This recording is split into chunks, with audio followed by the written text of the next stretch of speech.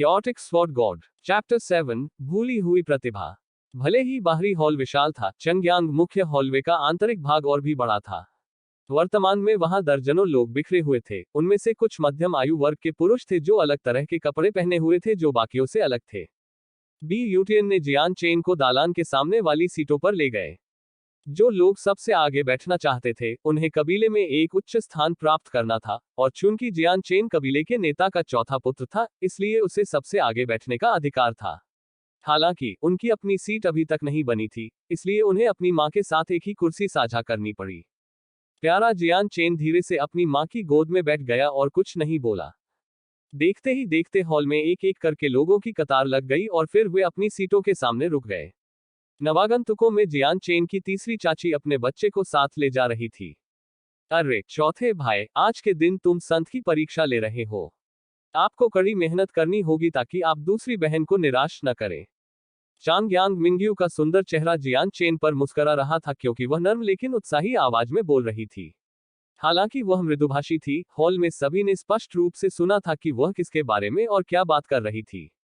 Mingyu. उसकी मां ने उसकी ओर तीव्र दृष्टि से देखा और वह कोमल झिड़की के साथ बोली। चांगयांग मिंग्यू हंसी और जियांग चेन पर अपनी जीभ बाहर निकाली। बिना किसी और शब्द के वह शांति से अपनी मां के बगल में बैठ गई क्योंकि हॉल में अन्य लोगों के आकार के अनुसार उसकी चमकदार आंखें तेजी से झपक रही थीं।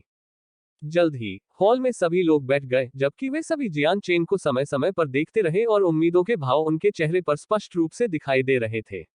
जियान चेन के सेंट टेस्ट के कारण बहुत से लोग इकट्ठे हुए थे।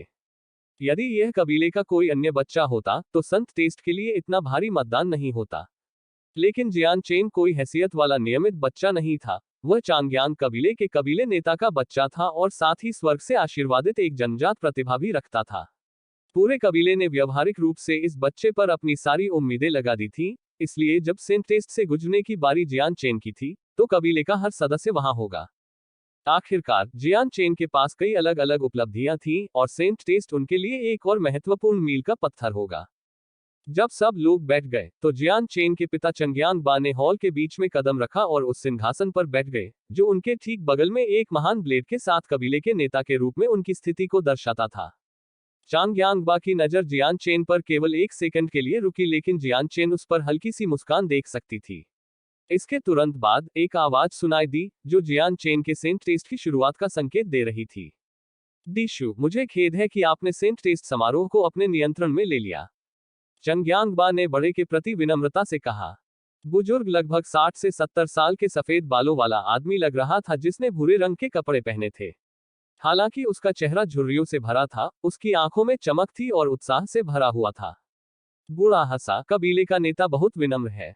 अब केंद्र की ओर चलते हुए उन्होंने दोस्ताना लहजे में पुकारने से पहले जियान चेन को देखते ही अपने चेहरे पर एक मुस्कान ले ली। चौथे मास्टर, अगर आप कृपया। बी यूटियन ने जियान चेन को बड़े प्यार से देखा और फुसफुसाया, जियांग कृपया वहां जाएं जहां डीशु खड़ा है ताकि वह आपके संत बल का परीक्षण कर सके। ठीक है, जियान चेन ने हल्के से कहा।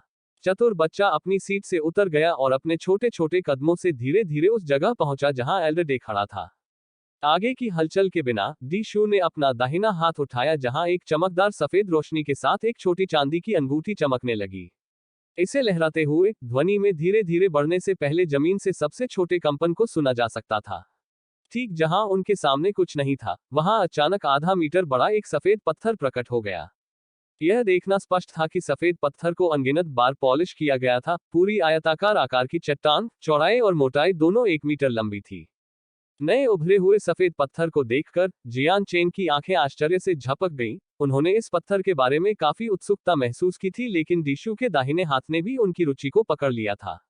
वह ध्यान से अपनी मध्यमा अंगुली की अंगूठी को देख रहा था। यह वही अंगूठी थी जो उसने किताबों में देखी थी। स्पेस रिंग दुर्लभ लेकिन विशेष सामग्रियों से बनाई गई थी और रिंग के स्थान के भीतर आइटम स्टोर कर सकती थी। सबसे छोटी वस्तु जो वह स्टोर कर सकता था वह 1 मीटर क्यूब थी, जबकि सबसे बड़ी वस्तु जो वह स्टोर कर सकता था वह 100 मीटर क्यूब थी। कोई भी निर्जीव वस्तु को अपनी मर्जी से जमा और निकाल सकता था। यह एक ऐसी वस्तु थी जो तियान युआन महाद्वीप में इतनी महंगी थी कि आम व्यक्ति इसे वहन करने में सक्षम नहीं होगा। जियान चेन को अपनी मध्यमा उंगली पर सजी स्पेस रिंग को देखकर देशु हंस पड़े। जब भी वह संत की परीक्षा के लिए सफेद पत्थर को बुलाता था तो आसपास के सभी लोग उसे ठीक वैसा ही देखते थे। वास्तव में उसने इतनी बार रूप देखा था, वह गिनती भूल गया था। चौथा मास्टर, कृपया संत स्टोन पर हाथ रखें। देशु मुस्कुराया। सेंट स्टोन एक विशेष चट्टान है जो किसी व्यक्ति के शरीर के भीतर संत बल की मात्रा को माप सकता है। बड़े तियान युआन महाद्वीप के भीतर कई अलग अलग चीजें हैं जो किसी की व्यक्तिगत ताकत को माप सकती हैं। सेंट स्टोन ने किसी व्यक्ति की ताकत का प्रतिनिधित्व करने के लिए रंगों का इस्तेमाल किया, लाल, नारंगी, पीला, हरा, सियान, नीला और बैंगनी। पत्थर के चमकीले लाल होने का मतलब था कि वह व्यक्ति अभी भी शक्ति में एक संत से नीचे था, जबकि एक नारंगी रंग का मतलब था कि वह व्यक्ति एक संत के समान स्तर पर था। पीला रंग एक महान संत का प्रतिनिधित्व करता है और नीला रंग का अर्थ है कि वह व्यक्ति एक पृथ्वी संत मास्टर था। अंत में एक बैंगनी रंग एक स्वर्गीय संत मास्टर का प्रतिनिधित्व करता है।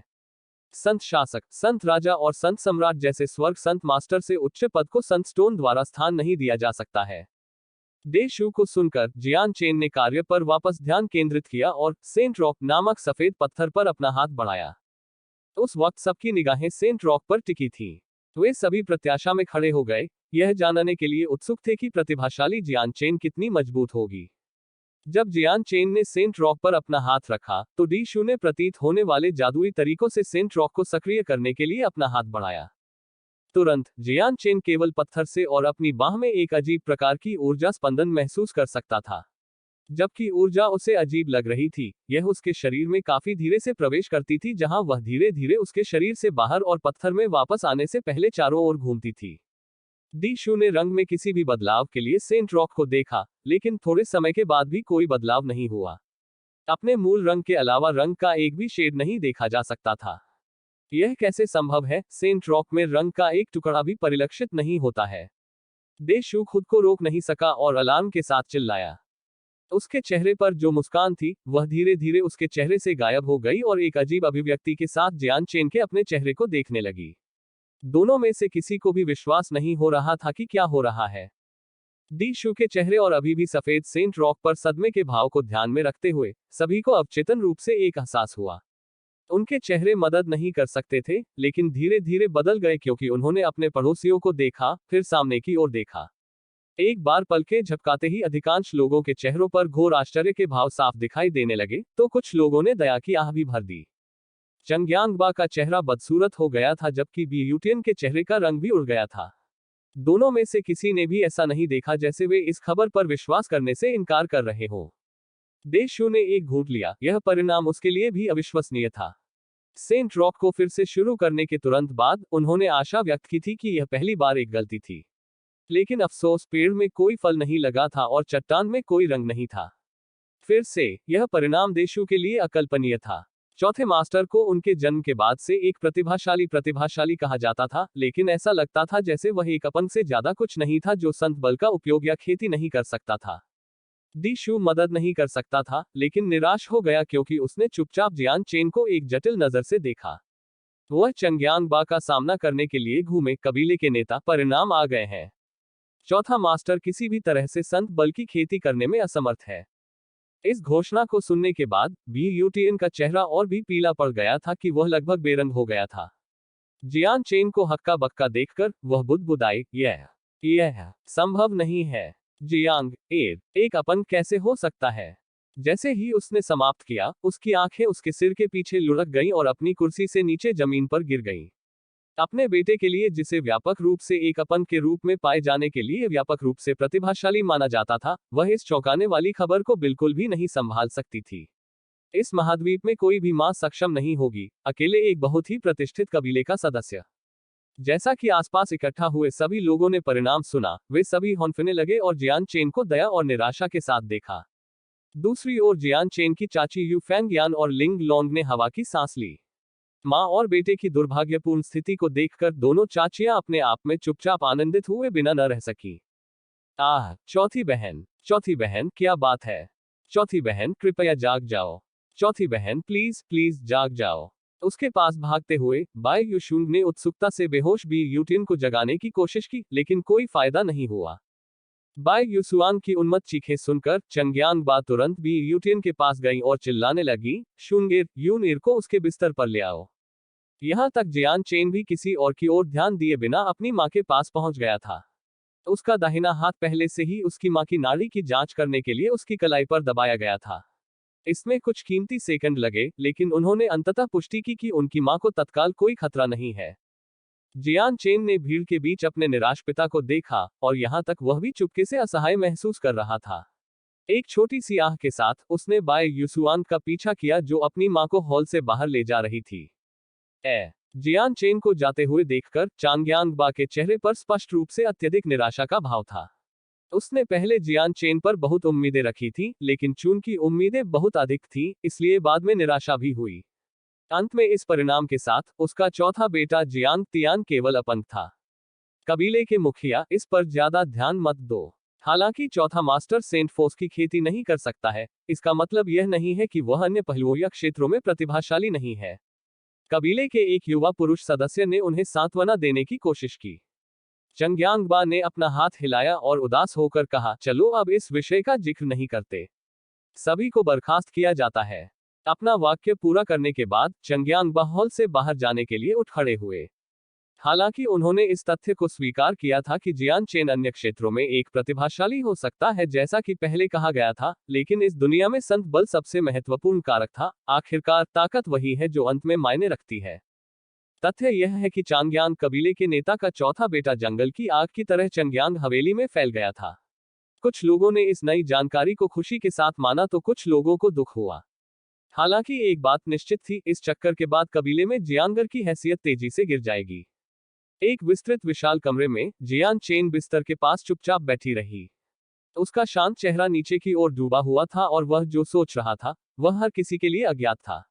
उसकी माँ भी यूटियन अभी भी नहीं जागी थी। बिस्तर पर लेटे हुए उसकी आंखें अभी भी बंद थीं। जियान चेन और कुछ नौकर लड़कियों के अलावा केवल उसकी तीसरी चाची बाय यूशुंग और उसकी दूसरी बहन चंग्यांग मिंगयू कमरे में थी। Please subscribe my channel.